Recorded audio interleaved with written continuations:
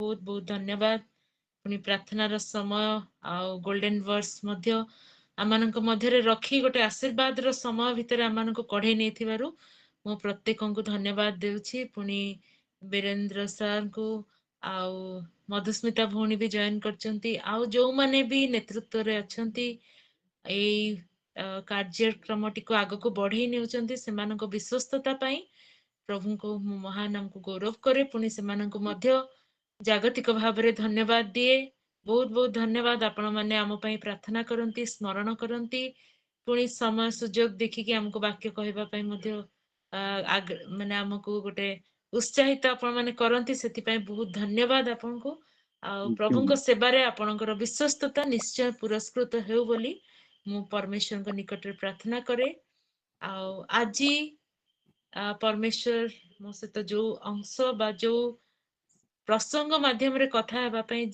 जाउचंती एटा किछि दिनरो मो मनरे ए वाक्य माध्यम रे प्रभु कथा ही आसीचंती आउ सुंदर भाबरे प्रभु मते मध्य मो जीवन रो वर्तमान रो परिस्थिति रे प्रभु मते बहुत सांत्वना देइचंती से वाक्य माध्यम रे सेत पई मु धन्यवाद दिए आउ आसंतु विलंब न करिके आजिर वाक्य मध्य को जिबा आउ वाक्य को जिबा पूर्वरु प्रार्थना करिवा पई मु समस्त को अनुरोध करबी जेतेबेले मु प्रार्थना करूची आपण समस्ते मो सहित एक मन एक चित्तरे मते प्रभुंकर चरण तले रखिकी प्रार्थना करंतु धन्यवाद प्रेमिक प्रिय प्रभु जीशु मु तुम महान नामर गौरव करछि प्रशंसा करूछि पवित्र आत्मा पिता परमेश्वर तुमको धन्यवाद देउछि तुम चरण निकट रे मु प्रणाम करूछि बापा मो हृदय रो प्रभु सब विषय को मु तुम चरण निकट रे रखि देउछि त्रिएक परमेश्वर तुमरो गौरव प्रशंसा करूछि मो जीवन द्वारा प्रभु तुम्हें प्रकाशित हो वाक्य रूपी परमेश्वर तुम्हें वाक्य माध्यम रे कथा को तुम उपस्थिति रे आनंद रे हम समस्त को भरि दियो आज आराधना उपासना गोटे विशेष आराधना उपासना पुणी तुम उपस्थिति आनंद को अनुभव कला परी गोटे समय हेउ बोली एई प्रार्थना प्रभु जीशु ख्रीष्टଙ୍କ नामरे मागु अछि आमीन आमीन एई दिन मानंगरे मु जेपरि कहिली किछि सिचुएशन मध्य दे कि आमे जाउतलु मु विशेष भाବରେ मु आ मो स्वामी आमे कार्य क्षेत्रर किछि गोटे विषय को नै कि आमे डिस्करेज हेकि थिलु किछि दिन आउ मन दुखरे भी किछि दिन थिलु किंतु परमेश्वर आमानकर विश्वस्त परमेश्वर अटंती आउ से समय पूर्वरु हमकु प्रस्तुत करंती तांको प्रेम जे तांकर अनुग्रह जे आम पई सब सिचुएशन रे बहुत sufficient his grace is sufficient for us in all the situations आम जीवन प्रत्येकटी परिस्थिति रे तांकर अनुग्रह प्रचुर ए विषय आमनकु से शिक्षा दे आसुचंती आउ वाक्यर जो अंश माध्यम रे प्रभु मो सहित कथा कहउचंती ताहा ही मु आपण मानक निकट रे रखिया पई चाहिबी आमे जानु बाइबल रे बेथनी बा बेथनिया बोली गोटे अंचल विषय रे बारंबार लिखा जायछि मु जानिनी आमे बाइबल पढ़िला बेले ताहा केते थरा हमर ध्यान आकर्षण करिछि किंतु एई दिन मानकरे प्रभु मते विशेष भाबरे बेथनी बा बेथनिया अंचल विषय रे मोर मन को टाणिले आ सेई अंचल विषय रे बाइबल स्टडी को गभीर भाबरे देखिबा पई प्रभु मते सहाय्य कले आउ आजिर जो युवा युवती माने जोड़ित अछंती सेमानंक पाई मोर मेसेज होची be the youths of Bethany बा बेथनी अंचलर से युवा मानंक परी आमे हेबा आसु आमाने निज जीवन निजर जो कार्य सेवा कार्य आमे करूचु जो कम्युनिटी आमर अछि बा जो मंडली आमे अंतर्भुक्त अटु ताकू आमे से बेथनियार बा बेथनीर से स्पिरिचुअल मीनिंग सहित आमे आजी आमर जीवन को सुशोभित करू आ सुबासित करू ए विषय नै कि आमे प्रसंगटी को रखिबा जदि आमे बेथनी बा बेथनिया से ग्राम विषय रे भाबिबा पई आरंभ करू तेबे आमे मने पड़े सांगे सांग जे से अंचल रे रहुतबा किछि युवा युवती मानक विषय रे कारण प्रभु जीशुंकर सेवा कार्य तांकर जो समसामयिक लोक माने थिले बा प्रभु जीशुंक सहित जो माने जोड़ित हेइथिले सेई शिष्य माने हेयंतु किंबा तांकर जागतिक भाबरे परिचित बंधु माने हेयंतु बा प्रभु जीशुंक सहित जोड़ित थिबा लोक माने पाखा पाखी सेई ଯୁବା ବୟସର ଲୋକମାନେ ତାଙ୍କ ଜୀବନରେ ରହିଥିଲେ। ଆଉ ବେଥାନୀ ଅଞ୍ଚଳରେ ଏପରି 3 ଜଣ ଭାଇ ଭଉଣୀଙ୍କୁ ଆମେ ଦେଖୁ ଯୋଉମାନେ କି ପ୍ରଭୁ ଯୀଶୁଙ୍କର ଯୁବା ସମୟରେ ବା ତାଙ୍କର ଜଗତର ସେବା କାର୍ଯ୍ୟ ସମୟରେ ତାଙ୍କର ବନ୍ଧୁ ଭାବରେ ପରିଚିତ ଥିଲେ।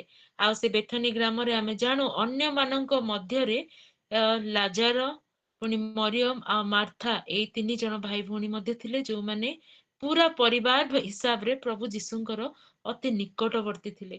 ତା ଛଡା ଆମେ କୁଷ୍ଟି ସିମୋନଙ୍କ ବିଷୟରେ ମଧ୍ୟ ପଢୁ।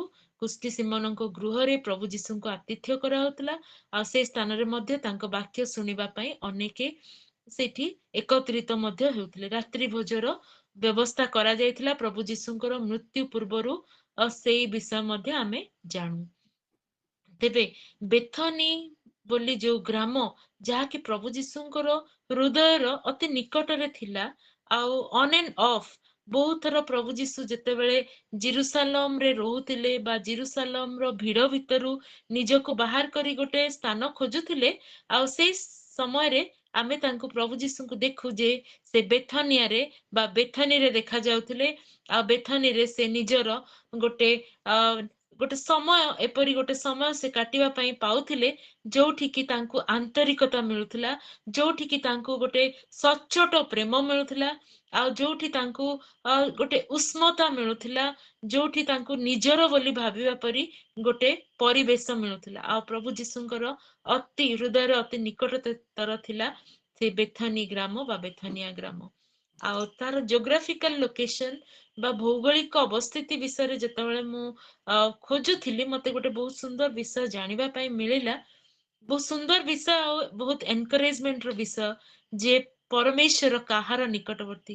ପରମେଶ୍ୱର ଦୁଃଖୀ, ରୋଗୀ, ଦିନହୀନ ଆଉ ଦରିଦ୍ର, ପୁଣି ଯୋଉମାନେ ସମାଜ ଦ୍ଵାରା ପରିତ୍ୟକ୍ତ, ସେ ପ୍ରକାର ଲୋକମାନଙ୍କର ନିକଟବର୍ତ୍ତୀ ଅଟନ୍ତି ବୋଲି ମୁଁ ପୁଣି ଥରେ ରିଏଲାଇଜ କଲି।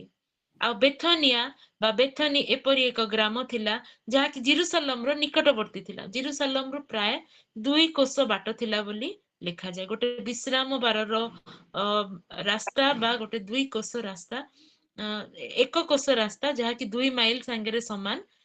ଆଜିର ମାପ ଅନୁସାରେ 2 ମାଇଲ ସାଙ୍ଗେ ସମାନ ବୋଲି କୁହାଯାଏ। ଆଉ ସେଇ ଗ୍ରାମ ଆଉ ଜିରୁସାଲମ ମଧ୍ୟରେ ଯୋଉ ରାସ୍ତା ଥିଲା, ସେଇ ରାସ୍ତାରେ 2ଟି ଛୋଟ ଛୋଟ ପର୍ବତ ପଡୁଥିଲା। କୋଉଟା କୋଉ କୋଉ ପର୍ବତ? ଗୋଟେ ପର୍ବତ ଥିଲା ଗେତ୍ସିମନିର ଯୋଉ ଉଚ୍ଚ ସ୍ଥଳୀ ବା ପର୍ବତ, ଆଉ ମାଉଣ୍ଟ ଓଲିଭ ବା ଜିତ ପର୍ବତ। ସେଇ ଅଞ୍ଚଳରେ ବା ସେଇ ସ୍ଥାନରେ ବେଥନିଆ ଆଉ ଜିରୁସାଲମ ମଧ୍ୟରେ ଥିଲା। ବେଥନିଆ ଏଇ ମାଉଣ୍ଟ ଓଲିଭ ଆଉ ମାଉଣ୍ଟ ଗେତ୍ସିମନିକୁ ପୁରା ଲାଗିକି ଥିଲା। ଗେତ୍ସିମନିର ଯୋଉ ଉଚ୍ଚ ସ୍ଥଳୀ ବା ପ୍ରାର୍ଥନାର ସ୍ଥଳୀ, ଆଉ ଜିତ ପର୍ବତ, ଯୋଉଠିକି ପ୍ରଭୁ ଅଧିକାଂଶ ସମୟରେ ଜିତ ପର୍ବତକୁ ସେ ବାହାରି ଯାଉଥିଲେ ରାତ୍ରି ସମୟରେ ପ୍ରାର୍ଥନା କରିବା ନିମନ୍ତେ। ଯେତେବେଳେ ବି ଗହଳି ବହୁତ ଥିଲା, ଦିନ ସାରାର ଲୋକମାନଙ୍କ ସହିତ ସମୟ କ୍ଷେପଣ କରିବା ପରେ ପ୍ରଭୁ ଯୀଶୁ ନିଜକୁ ଭିଡ ମଧ୍ୟରୁ ପୃଥକ କରିକି ସେ ଜିତ ପର୍ବତକୁ ରାତ୍ରି କ୍ଷେପଣ ପାଇଁ ଯାଉଥିଲେ। ଆଉ ଆମେ ଜାଣୁ ତାଙ୍କ ଜୀବନର ଶେଷ ଯୋଉ ସଂଘର୍ଷ, ଯୋଉ ଆତ୍ମିକ ସଂଘର୍ଷ ସମୟରେ ପ୍ରାର୍ଥନା କରିବା ପାଇଁ ସେ କିଦ୍ରୋଣ ଜୋଡ ବା ସେଇ ଯୋଉ ସେଇ ପର୍ବତ ଉପରକୁ ଯାଇଥିଲେ, ଯୋଉଠିକି ସେ ରାତ୍ରି ସମୟରେ ପିତାଙ୍କ ସହିତ ଗୋଟେ ଅନ୍ତରଙ୍ଗ ସମୟ ବା ପ୍ରାର୍ଥନାର ସମୟ କାଟିବା ପାଇଁ ସେ ଚାହୁଁଥିଲେ। ଆଉ ସେଇଟା ଥିଲା ଗେତ୍ସିମନିର ସେଇ ବଗିଚା ବା ଗେତ୍ସିମନି ପାହାଡ ଉପରେ ଥିବା ସେଇ ବଗିଚା। ଆଉ ବେଥନିଆ ଆଉ ଜିରୁସାଲମ ମଧ୍ୟରେ ଏଇ 2ଟି ସ୍ଥାନ ରହିଥିଲା। ତେବେ ବେଥନିଆକୁ ମୁଁ କାହିଁକି ଗରିବ, ଦୁସ୍ଥ, ଦୁର୍ବଳ, ପ୍ରପୀଡିତ, ପୁଣି ଦୁଃଖୀ ମାନଙ୍କ ଗାଁ କହିଲି, ତାହାର କାରଣ ଏଇଟା ନା ସେଇ ସମୟର ଗୋଟେ ଲେଖା ମିଳିଛି ବର୍ତ୍ତମାନ ଯୋଉ ପ୍ରତ୍ନତତ୍ତ୍ୱବିତ୍ ମାନଙ୍କୁ, ଯୋଉ ଲେଖା ଅନୁସାରେ ଜିରୁସାଲମ ହଉଛି ପବିତ୍ର ନଗରୀ ବା ଯୋଉଠି ପରମେଶ୍ୱରଙ୍କର ବାସସ୍ଥାନ ବା ଯୋଉଠି ପରମେଶ୍ୱରଙ୍କ ଉଦ୍ଦେଶ୍ୟରେ ପବିତ୍ର ବଳି ଉତ୍ସର୍ଗ କରାଯାଏ। ଆଉ ଯୋଉ ସ୍ଥାନରେ ପବିତ୍ରତାର ସ୍ଥାନ ଅଛି, ଅପବିତ୍ର, ଅଶୁଚି ଆଉ ଯୋଉମାନେ ରୋଗଗ୍ରସ୍ତ, ସେମାନଙ୍କ ପାଇଁ ସ୍ଥାନ ସେଠି ପ୍ରାୟ ନଥାଏ। ରୋଗଗ୍ରସ୍ତ ମାନେ ଯୋଉମାନେ ବିଶେଷ ଭାବରେ ଅଶୁଚି ରୋଗରେ ରୋଗଗ୍ରସ୍ତ ହେଇଥାନ୍ତି, ଯେପରିକି କୁଷ୍ଠ ରୋଗ, ସେଇ ପ୍ରକାର ଲୋକମାନଙ୍କୁ ପାଖାପାଖି 1800 ବର୍ଗ ମାନେ ସେ ଯୋଉ ପାଖାପାଖି 2 ମାଇଲ ଦୂରତା ଭିତରେ ତାଙ୍କୁ ରଖିବା ପାଇଁ ଗୋଟେ ସ୍ଥାନ ମାନେ ସ୍ଥାନ ଆଇଡେଣ୍ଟିଫାଇ କରାହଉଥିଲା ଯୋଉଠିକି ସେମାନଙ୍କୁ ରଖିକି ସେମାନଙ୍କର ସେବା ଶୁଶ୍ରୂଷା କରିହବ। ଆଉ ସେଇ ସମୟରେ କିଛି ସହୃଦୟ ବ୍ୟକ୍ତି ଏ ପ୍ରକାର କିଛି ଗ୍ରାମ ମାନ ସ୍ଥାପନ କରିଥିଲେ ଯୋଉଠିକି ଏଇ ପ୍ରକାର ଲୋକମାନେ ଯୋଉମାନେ ରୋଗରେ ପୀଡ଼ିତ ଅଛନ୍ତି ବା ଯୋଉମାନେ କଣ୍ଟାଜିୟସ୍ ଡିଜିଜ ଯୋଉ ଡିଜିଜ କି ଜଣଙ୍କଠୁ ଆଉ ଜଣଙ୍କୁ ବ୍ୟାପି ଥାଏ ସେଇ ପ୍ରକାର ରୋଗଗ୍ରସ୍ତ ଲୋକମାନଙ୍କୁ ନେଇକି ସେମାନେ ସେଇ ପ୍ରକାର ଗ୍ରାମରେ ସ୍ଥାପିତ କରୁଥିଲେ ଯଦ୍ୱାରା ସେମାନେ ଅନ୍ୟାନ୍ୟ ଲୋକମାନଙ୍କୁ ରୋଗରେ ଆକ୍ରାନ୍ତ ନ କରନ୍ତି ବା ସେମାନେ ସେଇ ସ୍ଥାନରେ ରହନ୍ତୁ ଯୋଉ ସ୍ଥାନରେ କି ସେମାନେ ପବିତ୍ର ନଗରୀ ଜିରୁସାଲମ ଠାରୁ କିଛି ଦୂରରେ ସେମାନେ ଅବସ୍ଥିତ ହେଇପାରିବେ।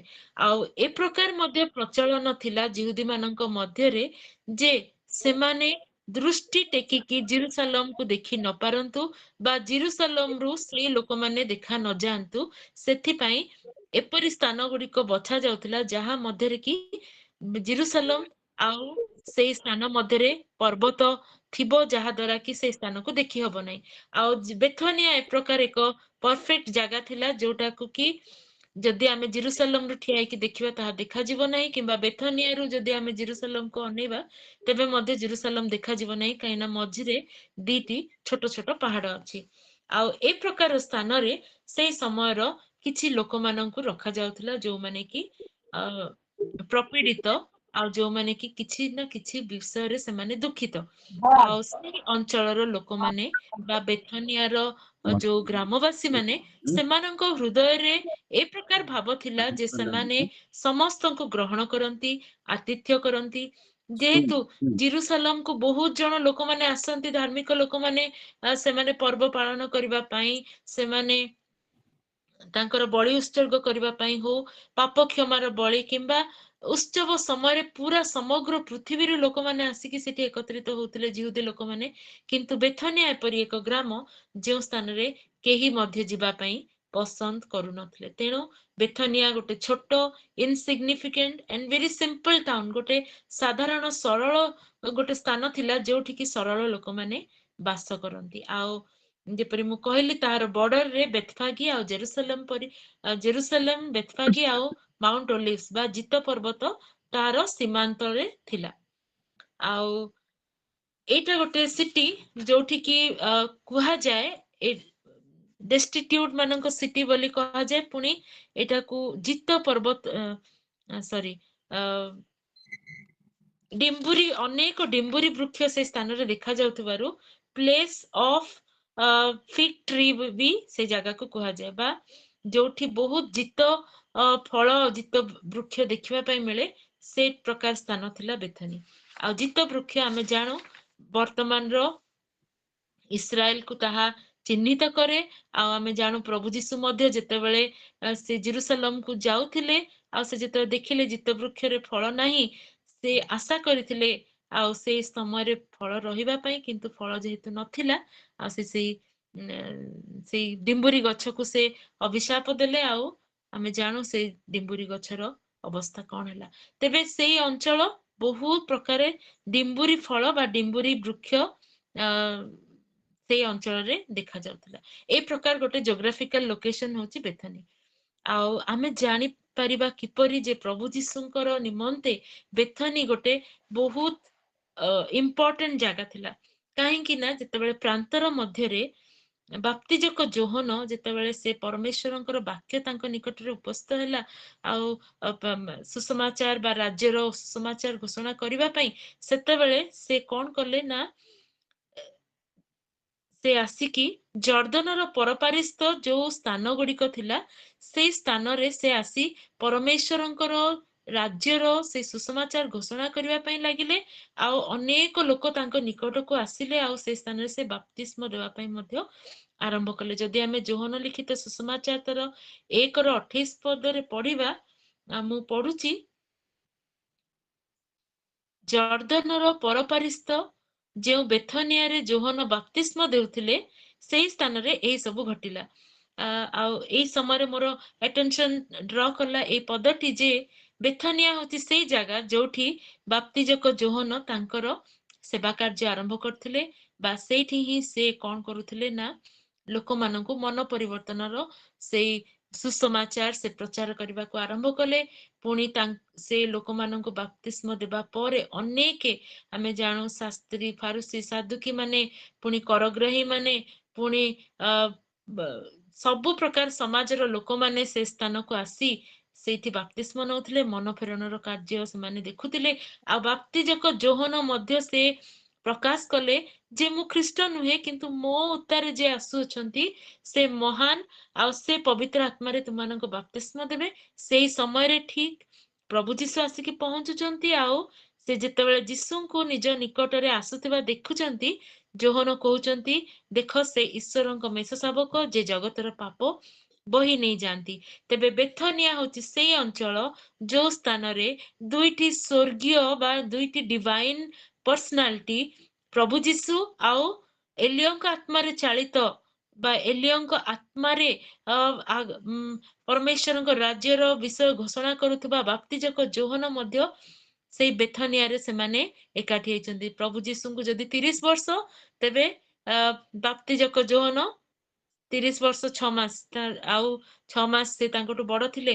ତେବେ ଦୁଇ ଜଣ ଯୁବା ଯୋଉମାନେ କି ସ୍ୱର୍ଗ ଦ୍ୱାରା ପ୍ରେରିତ, ସ୍ୱର୍ଗରେ ସେମାନଙ୍କ ନିମନ୍ତେ ଜଗତକୁ ଯାଇ କାର୍ଯ୍ୟ ସମାପ୍ତ କରିବା ପାଇଁ ଆଦେଶ ଅଛି, ସେମାନେ ଜଗତରେ ସେଇ ବେଥନିର ସେଇ ଜର୍ଦ୍ଦନ ନଦୀର ପାଖରେ ସେମାନେ ଭେଟୁଛନ୍ତି, ଆଉ ନିଜ ନିଜର ସେବା କାର୍ଯ୍ୟକୁ ସେମାନେ ପରସ୍ପର ସହିତ କଥାବାର୍ତ୍ତା କରୁଛନ୍ତି। ପ୍ରଥମରେ ତାଙ୍କୁ ବାପ୍ତିସ୍ମ ଦେବା ପାଇଁ ବାପ୍ତିଜକ ଯୋହନ ସମ୍ମତ ହେଉନଥିଲେ, କିନ୍ତୁ ପ୍ରଭୁ ଯୀଶୁ ତାଙ୍କୁ କହିଲେ ଏଇ ପ୍ରକାର ସମସ୍ତ ଧର୍ମକର୍ମ ସାଧନ କରିବା ଆମମାନଙ୍କର କର୍ତ୍ତବ୍ୟ, ତେଣୁ ବର୍ତ୍ତମାନ ସମ୍ମତ ହୁଅ। ତେଣୁ ଯୋହନ ତାଙ୍କୁ ବାପ୍ତିସ୍ମ ଦେଲେ, ଆଉ ଆକାଶକୁ ଉନ୍ମୁକ୍ତ, ପୁଣି ପବିତ୍ର ଆତ୍ମାଙ୍କୁ କପୋତ ଦୈହିକ ଭାବରେ ଅବତୀର୍ଣ୍ଣ ହେବା ପର୍ଯ୍ୟନ୍ତ ମଧ୍ୟ ସେ ଦେଖିପାରିଲେ।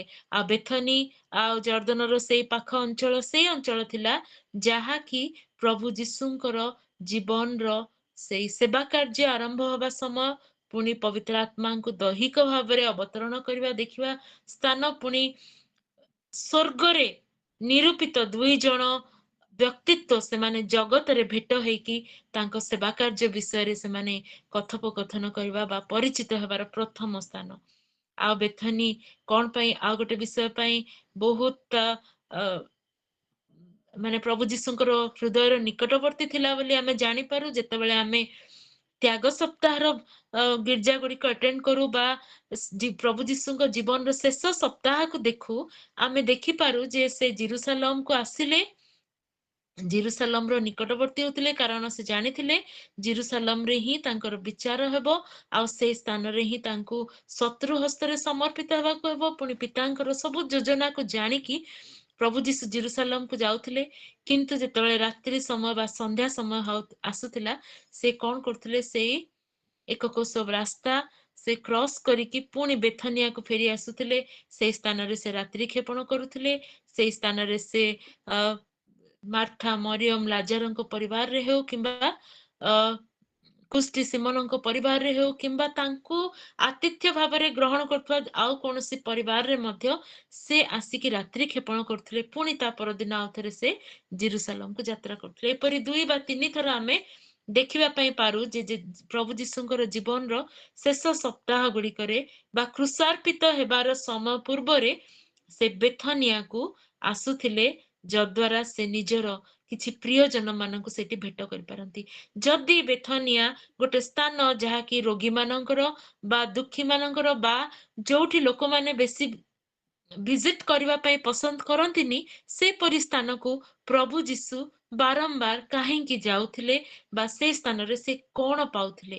ସେ ପାଉଥିଲେ ନିଜର ପଣ, ବା ତାଙ୍କୁ ଭଲ ଲାଗିଲା ପରି ଆତିଥ୍ୟ, ତାଙ୍କୁ ଭଲ ଲାଗିଲା ପରି ବ୍ୟବହାର, ଆଉ ତାଙ୍କୁ ଭଲ ଲାଗିଲା ପରି ବିଶ୍ୱାସ, ତାଙ୍କୁ ଭଲ ଲାଗିଲା ପରି ଲୋକମାନଙ୍କର ସରଳତା, ଏଇ ସବୁ ବିଷୟ ପ୍ରଭୁ ଯୀଶୁ ସେଇ ଗ୍ରାମରେ ପାଉଥିଲେ। ତେଣୁ ସେ ବାରମ୍ବାର ସେଇ ସ୍ଥାନକୁ ଆସୁଥିଲେ।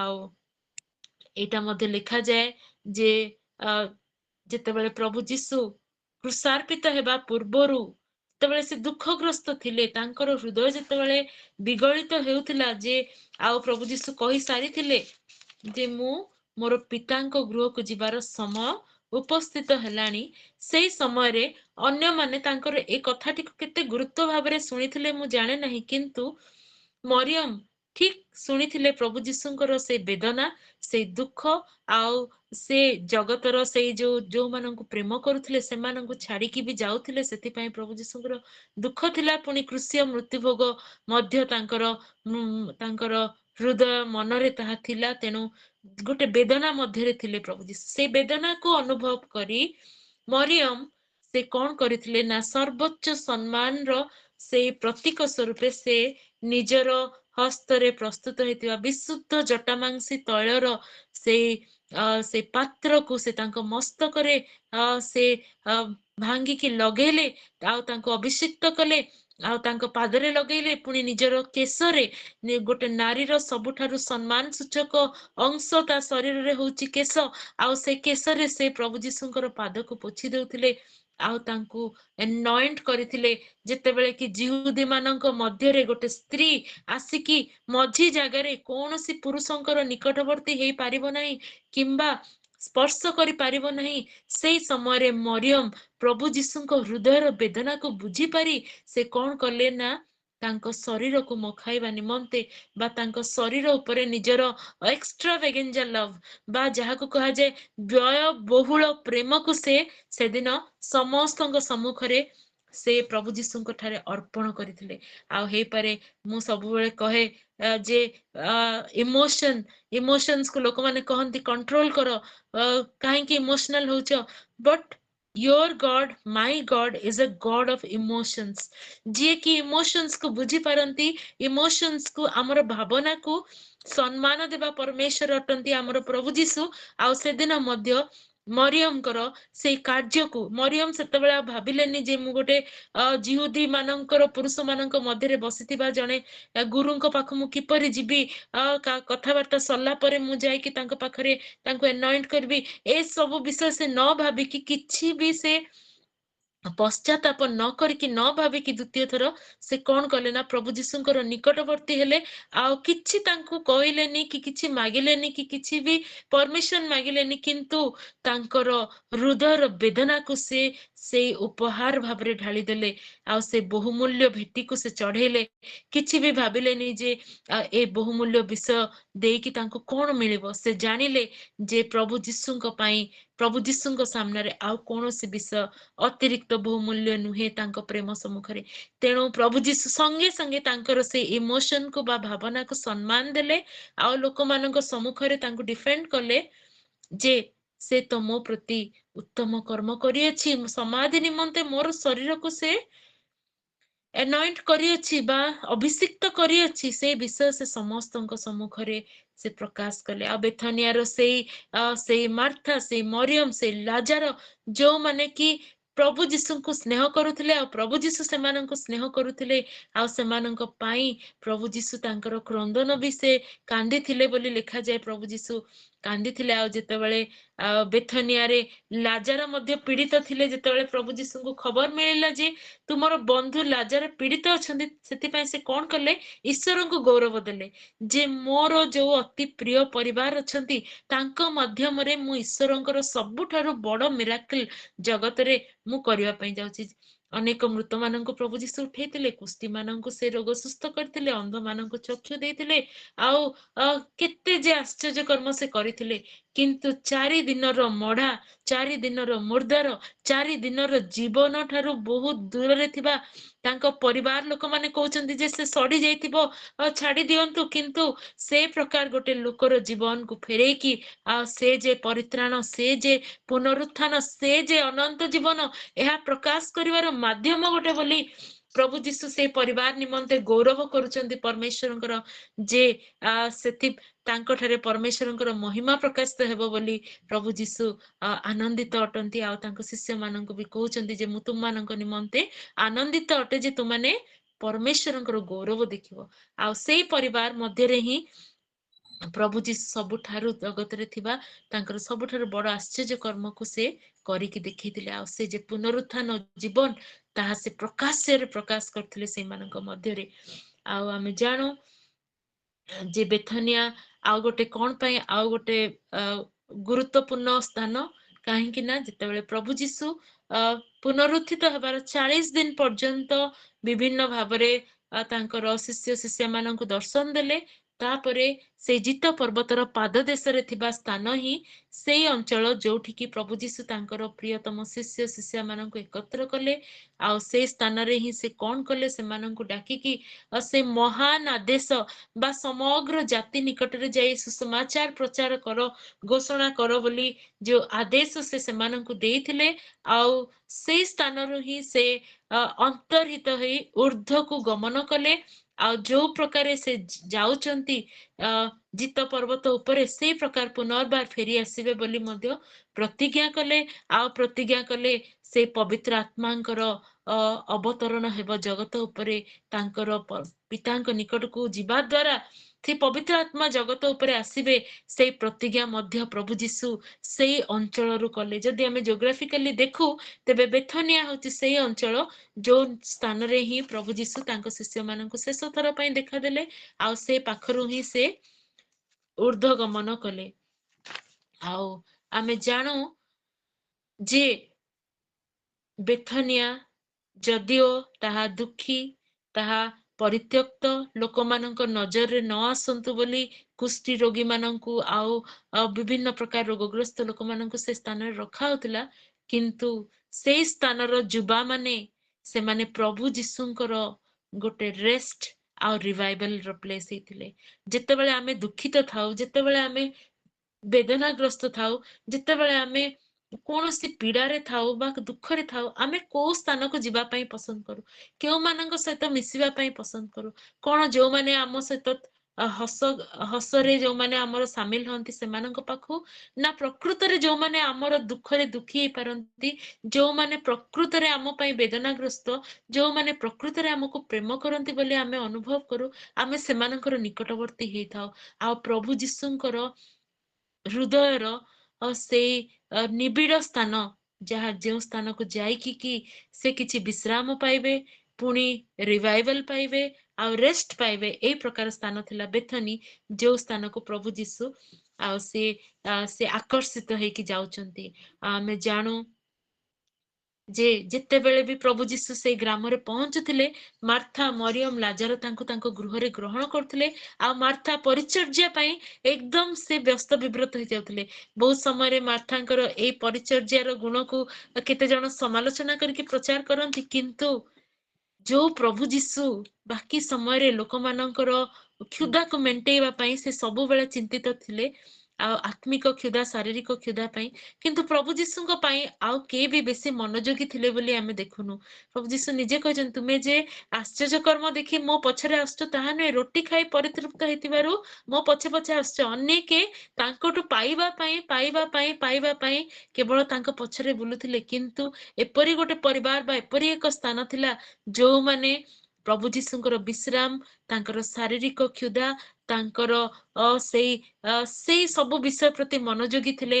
ଆଉ ମାର୍ଥାଙ୍କୁ ମୁଁ ସେଥିପାଇଁ ବହୁତ ଏପ୍ରିସିଏଟ କରେ ଯେ ସେ ବ୍ୟସ୍ତ ହଉଥିଲେ ଯେ ମୋ ଗୁରୁ ଅନେକ ସ୍ଥାନ ପରେ ଚାଲି ଚାଲି ଆସିଛନ୍ତି, ଆଉ ତାଙ୍କର କିପରି ସେବା ଶୁଶ୍ରୂଷା ହେଇପାରିବ, ତାଙ୍କର କିପରି ଆତିଥ୍ୟ ହେଇପାରିବ, ସେ ଚିନ୍ତିତ ଥିଲେ। ଆଉ ଯେତେବେଳେ କୁଷ୍ଟି ସେମାନଙ୍କ ଘରେ ମଧ୍ୟ ଶେଷ ସେଇ ଯୋଉ ରାତ୍ରି ଭୋଜଟି ମଧ୍ୟ ପ୍ରସ୍ତୁତ କରାଯାଇଥିଲା, ଯେତେବେଳେ ପ୍ରଭୁ ଯୀଶୁ ବେଥନିଆରେ ଶେଷ ଥର ପାଇଁ ଯାଇଛନ୍ତି, ସେଦିନ ମଧ୍ୟ ଲେଖାଯାଏ ଯେ ମାର୍ଥା ପରିଚର୍ଯ୍ୟା କରୁଥିଲେ। ତେବେ ତାଙ୍କ ହୃଦୟରେ ପ୍ରଭୁ ଯୀଶୁଙ୍କ ପାଇଁ ଗୋଟେ ସ୍ପେସିଆଲ ଲଭ, ଆଫେକ୍ସନ, ଆଉ ସେମାନଙ୍କର ଗୋଟେ ଏ ପ୍ରକାର ମନୋଭାବ, ସେମାନେ ତାଙ୍କୁ ପରମେଶ୍ୱରଙ୍କ ପୁତ୍ର ବୋଲି କେବେ ଡାଉଟ କରିନାହାନ୍ତି, କେବେ କହିନାହାନ୍ତି ଚିହ୍ନ ଲକ୍ଷଣ ମାଧ୍ୟମରେ ଆମକୁ ଦେଖାନ୍ତୁ, ତହିଁରେ ଆମେ ଆପଣଙ୍କ ନିକଟରେ ବିଶ୍ୱାସ କରିବୁ, ଯୋଉଟା କି ଅନ୍ୟ ସ୍ଥାନର ଲୋକମାନେ କହୁଥିଲେ। କିନ୍ତୁ ସେମାନେ ପ୍ରଭୁ ଯୀଶୁଙ୍କୁ ପ୍ରଭୁ ଯୀଶୁ ଈଶ୍ୱରଙ୍କ ପୁତ୍ର ବୋଲି ଗ୍ରହଣ କରି, ପୁନରୁତ୍ଥାନ ଜୀବନ ବୋଲି ବିଶ୍ୱାସ କରି, ତାଙ୍କର ସେବା ପାଇଁ ସେମାନେ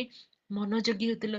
ଧନ୍ୟ ସେଇ ଯୁବା ମାନେ, ଯୋଉମାନେ ଯଦିଓ ଜାଗତିକ ଭାବରେ ସେମାନଙ୍କ ପାଖରେ ପ୍ରାଚୁର୍ଯ୍ୟତା ନାହିଁ, ଯଦିଓ ସେମାନେ ବହୁତ ସମ୍ମାନର ପାତ୍ର ନୁହନ୍ତି, ଯଦିଓ ସେମାନଙ୍କ ସ୍ଥାନ ଗୋଟେ ଟୁରିଷ୍ଟ ପ୍ଲେସ ବା ଭିଜିଟର୍ସ ପ୍ଲେସ ନୁହେଁ, ଯଦିଓ ଜନଗହଳି ପୂର୍ଣ୍ଣ ଚାକଚକ୍ୟ ଆଡମ୍ବରର ସ୍ଥାନ ନୁହେଁ, ତଥାପି ବେଥନୀ ଏପରି ଏକ ସ୍ଥାନ ଥିଲା, ବେଥନିଆ ଯେଉଁ ସ୍ଥାନର ଯୁବା ମାନେ ପ୍ରଭୁ ଯୀଶୁଙ୍କର ସାନ୍ତ୍ୱନାର କାରଣ, ତାଙ୍କର ଆଗ୍ରହର କାରଣ, ତାଙ୍କର ସ୍ନେହର କାରଣ, ତାଙ୍କର ଇମୋସନ୍ସକୁ ବୁଝିବାର କାରଣ ହେଇକି ସେ ସ୍ଥାନର ଯୁବା ମାନେ ଥିଲେ। ଆଉ ଯେତେବେଳେ ମୁଁ ଦେଖୁଥିଲି ଯେ ଅନେକ ସମୟରେ ପ୍ରଭୁ ଯୀଶୁଙ୍କୁ ଯୋଉ ସ୍ଥାନରେ ସେ ବାକ୍ୟ ପ୍ରଚାର କରୁଥିଲେ, ତାଙ୍କୁ ଆଟେନସନ ଲୋକମାନେ ଦଉନଥିଲେ ବା ତାଙ୍କ ବାକ୍ୟରେ ସମ୍ପୂର୍ଣ୍ଣ ବିଶ୍ୱାସ କରୁନଥିଲେ। କିନ୍ତୁ ବେଥନିଆ ଏମିତି ଗୋଟେ ସ୍ଥାନ ଥିଲା ଯୋଉଠି ମରିୟମ ଆଉ ଜଣେ ଭଉଣୀ ତାଙ୍କ ପରିବାରର, ଯିଏକି ପ୍ରଭୁ ଯୀଶୁଙ୍କ ପାଦ ତଳେ ବସିବାକୁ ପ୍ରଥମ ସ୍ଥାନ ଦେଉଥିଲେ। ସେ ଦେଖୁଥିଲେ ତାଙ୍କ ଭଉଣୀ ବ୍ୟସ୍ତ, କିନ୍ତୁ ମୋ ଭଉଣୀ ସବୁ ବିଷୟରେ କେୟାର ନବ ବୋଲି ଜାଣିକି, ଏଇ ସୁଯୋଗ ମୁଁ ଆଉ କେବେ ପାଇବି ନାହିଁ ବୋଲି ଭାବିକି ସେ ପ୍ରଭୁ ଯୀଶୁଙ୍କ ପାଦ ତଳେ ବସିକି ସେ ତାଙ୍କର ବାକ୍ୟ ଶୁଣୁଥିଲେ। ଯୋଉ ବିଷୟକୁ ପ୍ରାଥମିକତା ଦେବାର ଅଛି, ସେଇ ବିଷୟକୁ ପ୍ରାଥମିକତା ଦେବାର ଯୁବା ମାନଙ୍କର ଗୋଟେ ସ୍ଥାନ ହଉଛି ବେଥନିଆ। ବେଥନିଆ ସେଇ ପ୍ରକାର ଲୋକମାନଙ୍କ ସ୍ଥାନ ଯେଉଁମାନେ ପ୍ରଭୁ ଯୀଶୁଙ୍କ ଉପସ୍ଥିତିକୁ ଭ୍ୟାଲ୍ୟୁ କରୁଥିଲେ, ଆଉ ତାଙ୍କଠୁ କି ପ୍ରକାର ଅଧିକରୁ ଅଧିକ ଈଶ୍ୱରଙ୍କ ବାକ୍ୟ ସେମାନେ ଶୁଣି ପାରିବେ, ସେଥିପାଇଁ ସେମାନେ ଆୟୋଜନ କରୁଥିଲେ। ଯେତେବେଳେ କୁସ୍ତି ସେମାନଙ୍କ ଘରେ ମଧ୍ୟ ସେଇ ରାତ୍ରି ଭୋଜରେ ଅଂଶୀ ହେଇଛନ୍ତି, ସମସ୍ତଙ୍କୁ ବହୁତ ଜଣଙ୍କୁ ତାଙ୍କ ଗୃହରେ ସେମାନେ ଡାକିଛନ୍ତି ଯେ ଆଜି ଆମେ ପ୍ରଭୁ ଯୀଶୁଙ୍କ ଠାରୁ ପରମେଶ୍ୱରଙ୍କର ବାକ୍ୟ ଶୁଣିବା, ତାଙ୍କ ଜୀବନରୁ ଆମେ ଶୁଣିବା କହିକି ସେ ମଧ୍ୟ ଲୋକମାନଙ୍କୁ ଏକତ୍ର କରିଛନ୍ତି। ତ ବେଥନିଆ ଏପରି ଏକ ସ୍ଥାନ is a place of undivided attention, ବା ପ୍ରଭୁ ଯୀଶୁଙ୍କୁ ପ୍ରାଥମିକତା ଦେବାର ଗୋଟେ ସ୍ଥାନ ହଉଛି ବେଥନୀ। ଯଦି ଆମେ ବେଥନୀ ଆଉ ଯୋଉଟା କି ଧାର୍ମିକ ଅଞ୍ଚଳ ଜେରୁସାଲେମ କୁହାଯାଏ, ଜେରୁସାଲେମ ଆଉ ବେଥନୀ ଭିତରେ ଯଦି ଗୋଟେ ପାର୍ଥକ୍ୟ ପ୍ରଭୁ ମତେ ଦେଖଉଥିଲେ ପ୍ରିପେୟାର ହେଲା ବେଳେ, ଆଉ ଯଦି ଆମେ ଦେଖୁ କେତେ ସୁନ୍ଦର କଣ୍ଟ୍ରାଷ୍ଟ ଦେଖିବାକୁ ମିଳେ। ଜେରୁସାଲେମ ଗୋଟେ କ୍ରାଉଡେଡ ଅଞ୍ଚଳ ବା ଗୋଟେ ଜନଗହଳିପୂର୍ଣ୍ଣ ସ୍ଥାନ, ଯୋଉଠି କି ସବୁବେଳେ ବର୍ଷ ତମାମ ସେଠି ବିଭିନ୍ନ ସ୍ଥାନରୁ ଆସିକି ଜିହୁଦୀ ମାନେ, ଭିଜିଟର୍ସ ମାନେ, ବିଭିନ୍ନ ସ୍ଥାନର ସେଇ ଲୋକମାନେ ଆସିକି ସେଠି ଗହଳି କରନ୍ତି, ଆଉ ସେମାନେ ଜେରୁସାଲେମ ମନ୍ଦିରରେ ତାଙ୍କର ନୈବେଦ୍ୟକୁ ଉତ୍ସର୍ଗ କରନ୍ତି। କିନ୍ତୁ ଯଦି ବେଥନିଆକୁ ଆମେ ଦେଖୁ, ସେଠି କେହି ମଧ୍ୟ ଯିବା ପାଇଁ ଚାହୁଁନଥିବା ଗୋଟେ ସ୍ଥାନ, ଯେହେତୁ ସେଟା ରୋଗୀ ଆଉ ଦୁସ୍ତ ପୀଡିତ ମାନଙ୍କର ସ୍ଥାନ, କେହି ମଧ୍ୟ ସେଇ ସ୍ଥାନକୁ ଯିବା ପାଇଁ ଇଚ୍ଛା କରୁନଥିବା ସ୍ଥାନ। ଜେରୁସାଲେମ ଗୋଟେ ପ୍ରାଉଡ ପ୍ରିଷ୍ଟ ବା ଗର୍ବୀ ସେଇ ଧର୍ମ ନେତା ମାନଙ୍କର ସ୍ଥାନ ଯଦି ଆମେ ଦେଖୁ, ତେବେ ବେଥନୀ ଗୋଟେ ହମ୍ବଲ ଆଉ ଲୋଲି ପିପଲ, ବା ଯୋଉମାନେ ନମ୍ର, ଯୋଉମାନେ ଜୀବନରେ ସେମାନେ ନିଜକୁ ବିନମ୍ରତା ସହିତ ପ୍ରଭୁ ଯୀଶୁଙ୍କ ନିକଟକୁ ଆଣନ୍ତି, ସେ ପ୍ରକାର ଲୋକମାନଙ୍କର ବା ସେ ପ୍ରକାର ଯୁବା ମାନଙ୍କର ଗୋଟେ ସ୍ଥାନ। ଯଦି ଜେରୁସାଲେମ ଜାଗତିକ ଭାବରେ ଅତି ଧାର୍ମିକ ବୋଲି ପରିଚିତ ଗୋଟେ ସ୍ଥାନ, ତେବେ ବେଥନିଆ ସେଇ ସିନର୍ସ ମାନଙ୍କର, ପାପୀ ମାନଙ୍କର, ସଫରର୍ସ ମାନଙ୍କର, ଦୁସ୍ତ ମାନଙ୍କର, ଦୁର୍ବଳ ମାନଙ୍କର, ଆଉ ସେ ପ୍ରକାର ଲୋକମାନଙ୍କର ଗୋଟେ ସ୍ଥାନ, ଯୋଉଠିକି ସେଇ ପ୍ରକାର ନମ୍ର ଲୋକମାନେ ପାଇଯାଉଥିଲେ।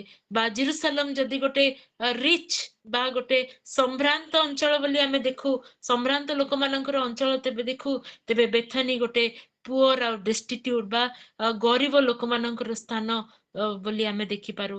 ଆଉ ଯଦି ଆମେ ଜେରୁସାଲେମକୁ ଆରୋଗେଣ୍ଟ ଲୋକମାନଙ୍କର ସ୍ଥାନ ବୋଲି ଦେଖିପାରୁ, ଯୋଉମାନେ କି ଗର୍ବୀ ଥିଲେ, ଆଉ ପ୍ରଭୁ ଯୀଶୁଙ୍କର ଚିହ୍ନ, ଲକ୍ଷଣ, ଶିକ୍ଷା ଗୁଡିକୁ ଦେଖି ମଧ୍ୟ ତାଙ୍କୁ ଈଶ୍ୱରଙ୍କ ପୁତ୍ର ବୋଲି ସେମାନେ ଚିହ୍ନି ପାରିଲେ ନାହିଁ, ସେ ପ୍ରକାର ସ୍ଥାନରେ ବେଥନିଆ ଗୋଟେ ସ୍ଥାନ ଯୋଉଠିକି ଚିହ୍ନ ଚମତ୍କାରର ଆଶା ନ ରଖିକି ବି ଲୋକମାନେ ପ୍ରଭୁ ଯୀଶୁଙ୍କର ପାଦ ତଳେ ବସିକି ତାଙ୍କର ବାକ୍ୟକୁ ପ୍ରଥମ ସ୍ଥାନ ଦେଉଥିବା ସେଇ ଲୋକମାନଙ୍କର ସ୍ଥାନ। ଯଦି ଜେରୁସାଲେମ ଆଉ ଅନ୍ୟାନ୍ୟ ଅଞ୍ଚଳକୁ ଆମେ ଅବିଶ୍ୱାସର ସ୍ଥାନ ଭାବରେ ଦେଖିପାରୁ, ତେବେ ବେଥନିଆକୁ ଆମେ ସବୁଠାରୁ ଅଧିକ ବିଶ୍ୱାସ ଯୋଗ୍ୟତାର ସ୍ଥାନ ବୋଲି ଦେଖିପାରୁ। କାରଣ ଏପରି ସ୍ଥାନ ଗୁଡିକ ଥିଲା ଯୋଉଠି ପ୍ରଭୁ ଯୀଶୁ କହନ୍ତି ସେମାନଙ୍କର ଅବିଶ୍ୱାସ ତାଙ୍କୁ ଚମତ୍କାର କଲା, ଚମତ୍କୃତ କଲା, ଆଉ ସେ କୌଣସି ଚିହ୍ନ, ଚମତ୍କାର, ଲକ୍ଷଣର କାର୍ଯ୍ୟ ଗୁଡିକ କରିପାରିଲେ ନାହିଁ, ଲୋକମାନଙ୍କ ଅବିଶ୍ୱାସ ହେତୁ ସେ କରିପାରିଲେ ନାହିଁ। କିନ୍ତୁ ବେଥନିଆ ନିବାସୀ ସେଇ ଯୁବା ମାନଙ୍କର ସରଳ ବିଶ୍ୱାସ ସ୍ଥାନରେ ପ୍ରଭୁ ଯୀଶୁ ଏତେ ବଡ ଚମତ୍କାର, ଲାଜାରଙ୍କୁ 4 ଦିନର ମୂର୍ଦ୍ଧାରକୁ ସେ ଜୀବନ ଦାନ କରିବାର ଏତେ ବଡ ଚିହ୍ନକୁ ସେ କରିକି ଦେଖେଇଲେ। ଆଉ ଯଦି ଆମେ ଜେରୁସାଲେମକୁ ए प्रकार एक स्थान देखु जो माने जागतिक भाबरे प्रभु जीशुଙ୍କର आवश्यकताକୁ ଚିହ୍ନି ପାରୁ ନଥିଲେ ତେବେ ବେଥନୀକୁ ଆମେ ଦେଖୁ ଯେ ପ୍ରଭୁ ଯୀଶୁଙ୍କର ଆବଶ୍ୟକତା ଗୁଡ଼ିକୁ ଚିହ୍ନି ପାରିବାର ଗୋଟେ ସ୍ଥାନ। ଯଦି ଆମେ ଜେରୁସାଲେମକୁ ଦେଖୁ ଗୋଟେ କ୍ରିମିନାଲ ସ୍ଥାନ ଯୋଉଠି କି ପ୍ରଭୁ ଯୀଶୁଙ୍କୁ ଫଲ୍ଟି ବା ତାଙ୍କୁ ଦୋଷୀ ସାବ୍ୟସ୍ତ କରିବା ପାଇଁ ମିଥ୍ୟା ସାକ୍ଷୀ ମାନେ ଉଠିଲେ, ଗୋଟେ ବ୍ରୁଟାଲିଟି, ଗୋଟେ ନିର୍ଦ୍ଦୟତାର ସ୍ଥାନ ବୋଲି ଆମେ ଦେଖିପାରୁ। ସେଇ ମନ୍ଦିରର ପ୍ରାଙ୍ଗଣ, ସେଇ ମହାଯାଜକ ମାନଙ୍କର ଗୃହରେ ସେମାନେ ରାତି ଅଧରେ ବିଚାର କରିକି ପ୍ରଭୁ ଯୀଶୁଙ୍କୁ ବିନା ସାକ୍ଷୀରେ, ବିନା କୌଣସି ପ୍ରମାଣରେ ମୃତ୍ୟୁ ଯୋଗ୍ୟ, ଦଣ୍ଡ ଯୋଗ୍ୟ ବୋଲି ସେମାନେ ଯଦି ସେଇ ସ୍ଥାନକୁ ସେମାନେ ଯଦି ଆମେ ସେପରି ଗୋଟେ ସ୍ଥାନ ଭାବରେ ଜେରୁସାଲେମକୁ ଦେଖିପାରୁ, ତେବେ ବେଥନୀ ଆଉ ଗୋଟେ ସ୍ଥାନ ଯୋଉଠି କି ପ୍ରଭୁ ଯୀଶୁଙ୍କୁ ତାଙ୍କର ଆସନ୍ନ ମୃତ୍ୟୁକୁ ଚିନ୍ତା କରିକି ତାଙ୍କୁ ଗୋଟେ anointing ର ସ୍ଥାନ ବା ତାଙ୍କୁ ତାଙ୍କର ମୃତ୍ୟୁ ପାଇଁ ପ୍ରସ୍ତୁତ କରୁଥିବା ସେ ପ୍ରକାର ଗୋଟେ ସ୍ଥାନ ଯୋଉଠି କି ତାଙ୍କର ବ୍ୟୟ ବିଷୟରେ ଚିନ୍ତା ନ କରିକି ତାଙ୍କୁ ତାଙ୍କର ମୃତ୍ୟୁ ପାଇଁ ପ୍ରସ୍ତୁତ କରୁଥିବା ସେଇ ସ୍ଥାନ। ଲେଖାଯାଏ ବାକ୍ୟରେ ଯେ ଯୋଉ ସ୍ତ୍ରୀ ମାନେ ସେମାନେ ସୁଗନ୍ଧି ଦ୍ରବ୍ୟ ପ୍ରସ୍ତୁତ କରୁଥିଲେ ବିଶ୍ରାମ ବାରର ପ୍ରସ୍ତୁତିକରଣ ଦିନ ସକାଶୁ ସେମାନେ ଆଉ ପ୍ରଭୁ ଯୀଶୁଙ୍କର ଶରୀରକୁ ମଖେଇ ପାରିନଥିଲେ। ସେଥିପାଇଁ ମଗଦଲିନୀ ମରିୟମ ଆଉ ଅନ୍ୟ ସ୍ତ୍ରୀ ମାନେ ପ୍ରଥମ ଦିନର ପ୍ରତ୍ୟୁଷର ପ୍ରଥମ ଆୱାରରେ ସେମାନେ ଯାଇକି ପ୍ରଭୁ ଯୀଶୁଙ୍କ ଶରୀରକୁ ସୁଗନ୍ଧି ଦ୍ରବ୍ୟ ମଖେଇବା ପାଇଁ ସେମାନେ ଚେଷ୍ଟା କଲେ। କିନ୍ତୁ ଦେଖନ୍ତୁ ମରିୟମଙ୍କର ସେଇ ଦୂରଦୃଷ୍ଟି, ସେ ଜାଣିଲେ ଯେ ଆଉ ସୁଯୋଗ ନାହିଁ ପ୍ରଭୁ ଯୀଶୁଙ୍କୁ ମଖେଇବା ପାଇଁ ତାଙ୍କୁ, ତେଣୁ ସେ ଶେଷ ସୁଯୋଗକୁ ସତ୍ ବ୍ୟବହାର କଲେ ଆଉ ତାଙ୍କର ହୃଦୟର ସବୁ ବେଦନାକୁ ଢାଳିଦେଲେ ପ୍ରଭୁ ଯୀଶୁଙ୍କୁ ସାନ୍ତ୍ୱନା ଦେବା ପାଇଁ। ତେବେ ଯଦିଓ ଜେରୁସାଲେମ ସେଇ ସମୟକୁ ମୁଁ ଦେଖିକି ଯଦି ମୁଁ ଗୋଟେ ଡିଭିଜନ ବା ଗୋଟେ କମ୍ପାରିଜନ ବାହାର କରିପାରୁଛି ଯେ ଗୋଟେ ସ୍ଥାନ ଯୋଉଠିକି ପ୍ରଭୁ ଯୀଶୁ ଯାଉଛନ୍ତି ସୋ ମତ ଭାବରେ, ଆଉ ସେ ସ୍ଥାନରେ ଯାଇକି ସେ ବଳିକୃତ ହେବା ପାଇଁ ଯାଉଛନ୍ତି, କିନ୍ତୁ ବେଥନିଆର ଯୁବା ମାନେ ଏକ ସ୍ଥାନ ତାଙ୍କ ପାଇଁ ରଖିଛନ୍ତି ଜଗତ ମଧ୍ୟରେ, ଯୋଉଠି ସେ ସାନ୍ତ୍ୱନା, ଉଷ୍ମତା, ଆତିଥ୍ୟ, ପ୍ରେମ, ଯୋଉ ପ୍ରକାର ପ୍ରେମରେ କୌଣସି ଆବିଳତା ନାହିଁ, ଅନାବିଳ ପ୍ରେମ, ପୁଣି କାହାକୁ ଦେଖେଇବା ପରି ପ୍ରେମ ନାହିଁ, ହୃଦୟର ସହିତ ପ୍ରେମ, ଆଉ ଗୋଟେ ସାନ୍ତ୍ୱନାର ସ୍ଥାନ, ଗୋଟେ ଅଭିଷେକର ସ୍ଥାନ, ଗୋଟେ ପ୍ରସ୍ତୁତିକରଣର ସ୍ଥାନ, ଗୋଟେ ବିଶ୍ୱାସର ସ୍ଥାନ ଭାବରେ ବେଥନିଆ ସେଦିନ ପ୍ରଭୁ ଯୀଶୁଙ୍କ ନିମନ୍ତେ ପ୍ରସ୍ତୁତ ଥିଲା। ଧନ୍ୟ ସେଇ ଅଞ୍ଚଳର ସେଇ ଦୁଷ୍ଟ ପୀଡ଼ିତ, ସେଇ ରୋଗଗ୍ରସ୍ତ, ସେଇ ଦୁଃଖୀ ଲୋକମାନେ ଆଉ ଗରିବ ଲୋକମାନେ ଯୋଉମାନେ କି ବେଥନିଆରେ ସ୍ଥାନ ପାଇଥିଲେ, କିନ୍ତୁ ସେମାନେ ଜାଗତିକ ଭାବରେ ପ୍ରଭୁ ଯୀଶୁଙ୍କୁ ଏତେ ବଡ ସେମାନେ ଗୋଟେ ସ୍ଥାନ ଦେଇ ପାରୁଥିଲେ। ସେମାନଙ୍କ ବଡ ହୃଦୟ ପାଇଁ ମୁଁ ଧନ୍ୟବାଦ ଦିଏ।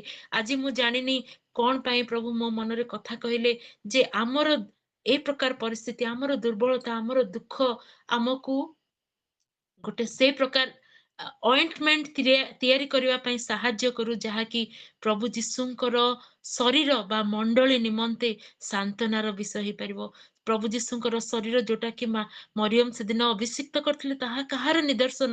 ତାହା ମଣ୍ଡଳୀର ନିଦର୍ଶନ। ଆମେ ସମସ୍ତେ ଜାଣୁ ଏ ମଣ୍ଡଳୀକୁ ପ୍ରଭୁ ଯୀଶୁଙ୍କର ଶରୀର ସହିତ ତୁଳନା କରାଯାଏ।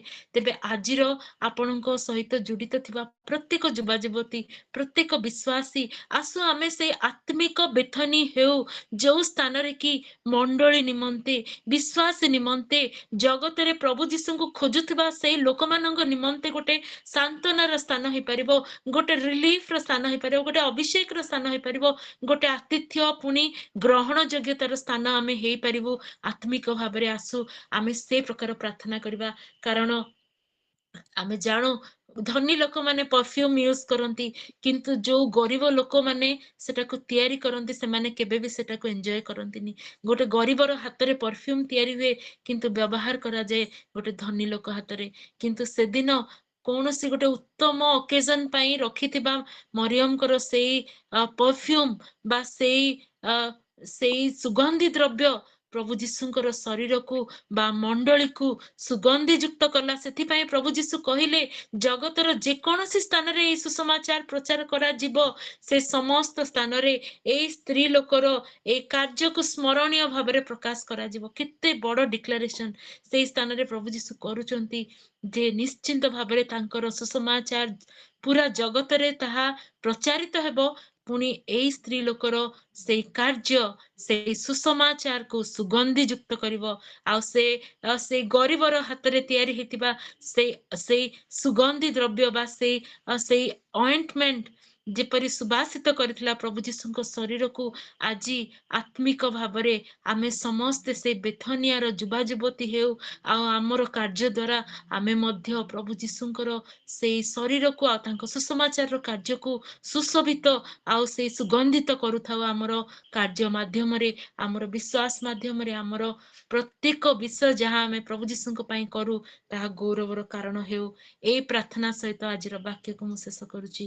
ଧନ୍ୟବାଦ ଦଉଛି ମୁଁ ପ୍ରଭୁଙ୍କ ନିକଟରେ ଯେ ପ୍ରଭୁ ମୋ ହୃଦୟରେ କଥା କହିଲେ ଆଉ ମତେ ଏଇ ପ୍ରକାର ଗୋଟେ ବାକ୍ୟ ଦେଲେ ଯାହାକି ମତେ ସାନ୍ତ୍ୱନା ଦେଉଛି ଆଉ ମୁଁ ବିଶ୍ୱାସ କରେ ଅନେକଙ୍କ ନିମନ୍ତେ ମଧ୍ୟ ଏହା ଆଶୀର୍ବାଦର କାରଣ ହେଇଥିବ। ତେବେ ପୁଣି ଥରେ ପ୍ରଭୁ ଯୀଶୁଙ୍କୁ ଧନ୍ୟବାଦ ଦେଇ ଏଇ ବାକ୍ୟକୁ ଏଇଠି ରଖୁଛି। ଆଉ ବିଶେଷ ଭାବରେ ମୋ ପାଇଁ ମୋ ପରିବାର ପାଇଁ ପ୍ରାର୍ଥନାରେ ରଖିବେ। ଆମେ ବହୁତ ଆପଣ ମାନଙ୍କର ପ୍ରାର୍ଥନା ଆବଶ୍ୟକ କରୁ ଜାଗତିକ ଭାବରେ ମଧ୍ୟ ସେବା କାର୍ଯ୍ୟରେ ମଧ୍ୟ ପୁଣି ନିଜର ପରିବାରକୁ ପ୍ରଭୁରେ ଆଗକୁ ବଢେଇବା ପାଇଁ ମଧ୍ୟ ଆମେ ଆପଣ ମାନଙ୍କର ପ୍ରାର୍ଥନାକୁ ପ୍ରତିଦିନ ଆମେ ଆବଶ୍ୟକ କରୁ। ଧନ୍ୟବାଦ ଆଉ ସମସ୍ତଙ୍କୁ ପ୍ରେଜ୍ ଦ ଲର୍ଡ। Hallelujah. ଧନ୍ୟବାଦ ଭଉଣୀ, ଆପଣଙ୍କର ବହୁମୂଲ୍ୟ ସମୟକୁ ବାହାର କରି ଆମ ସମସ୍ତଙ୍କୁ ଏ ସମୟ ଦେଇଥିବାରୁ ଆପଣଙ୍କ ପରିବାରକୁ ଏବଂ ଆପଣଙ୍କୁ ପ୍ରଭୁ ଆଶୀର୍ବାଦ କରନ୍ତୁ ଏବଂ ଆପଣଙ୍କର ସେବା କାର୍ଯ୍ୟରେ ପ୍ରଭୁ ଅଧିକରୁ ଅଧିକ ରୂପରେ ବ୍ୟବହାର କରନ୍ତୁ। ଆମିନ୍। ଏହା ଆମମାନଙ୍କ ଶୁଣିଥିବା ବାକ୍ୟ ପ୍ରତି ପ୍ରାର୍ଥନା କରିବାର ସମୟ। ଆମ୍ଭମାନଙ୍କ ମଧ୍ୟରେ ସନ୍ତେଶ୍ୱରୀ ଭଉଣୀ ଅଛନ୍ତି, ଶୁଣିଥିବା ବାକ୍ୟ ପ୍ରତି ପ୍ରାର୍ଥନା କରିବେ। ସନ୍ତେଶ୍ୱରୀ ଭଉଣୀ ଅଛନ୍ତି କି? ସମସ୍ତଙ୍କୁ ମୋର ପ୍ରେଜ୍ ଦ ଲର୍ଡ। ଆସନ୍ତୁ ଶୁଣାଯିତ ବାକ୍ୟ ପ୍ରତି ମନୋଯୋଗୀ ହେବା ନିମନ୍ତେ ପ୍ରାର୍ଥନା କରିବା। Hallelujah hallelujah. धन्यवाद धन्यवाद धन्यवाद अति पवित्र महान पिता परमेश्वर प्रभु, तोरी पवित्र तुम सामर्थ्य नाम धन्यवाद हो प्रभु। उत्तम समय उत्तम शिक्षा दल पिता परमेश्वर प्रभु, तुमरी दासी द्वारा प्रभु को प्रभु तेरे प्रभु आज आमर आत्मा को प्रभु जहाँ प्रभु आवश्यकता थिला प्रभु ताहा तुम दासी को मुख द्वारा आमर को तुम जगाओ छ प्रभु। तुमको धन्यवाद पिता परमेश्वर प्रभु, तुम अनुग्रह कर तुम आशीर्वाद करो पिता परमेश्वर प्रभु को जहाँ शुणी अच्छे प्रभु को से अनुसार चली पारे प्रभु तुम साहाଯ୍य करो बोली मांगुछ प्रभु को। हाँ पिता परमेश्वर प्रभु, आम के शुणवा लोक नुहे से अनुसार चलवा लोक ही पारू प्रभु, तुम साहाଯ୍य कर पिता। तुम बाक्य को आम हृदय रखी पार से अनुसार गोटे पवित्रमय जीवन गोटे बाक्य अनुमति जीवन काटी पार प्रभु, तुम साहाଯ୍य कर बोली मांगुछ पिता परमेश्वर प्रभु को। हाँ मोर प्रेमिक पिता परमेश्वर प्रभु को जड़ित प्रत्येक लोक को तुम आशीर्वाद कर प्रभु को। आम मैंने जमती पिता परमेश्वर प्रभु गोटे उत्तम भूमि विहन सदृश हो पार तुम राज्य निमंते प्रभु 100 गुण 60 गुण फल फर पार प्रभु। आम द्वारा जमी तुम महिमान्वित गौरवान्वित हो पार प्रभु, आ तुम राज्य निमंते अनेक आत्मा लाभ कर प्रभु, तुम साहाଯ୍य कर बोली मांगुछ पिता परमेश्वर प्रभु। तुम अनुग्रह कर तुम आशीर्वाद कर प्रभु को। हाँ मोर प्रेमिक पिता परमेश्वर प्रभु को स्मिता महापात्र को तुम हस्त समर्पण करुछ प्रभु को। सपरिवार को तुम आशीर्वाद कर पिता परमेश्वर प्रभु, तांके प्रभु जमी तुम सेवा कार्य अधिक रूप से आगक बढ़ी पारे प्रभु, तुम साहाଯ୍य कर परिवार को आत्मिक जीवन बढ़िया निमंते तुम साहाଯ୍य कर बोली मु मांगुछ पिता। आमीन आमीन। धन्यवाद भौणी, सुंदर भाव में प्रार्थना करिगले से धन्यवाद एवं आपण परिवार को एवं आपण को प्रभु अधिक परिमाण रे आशीर्वाद करंतु। यह आम मानकर अनुरोध जणाइबार समय। हाँ, आम फिनी मान मध्य रत्नप्रभा भौणी अछंती,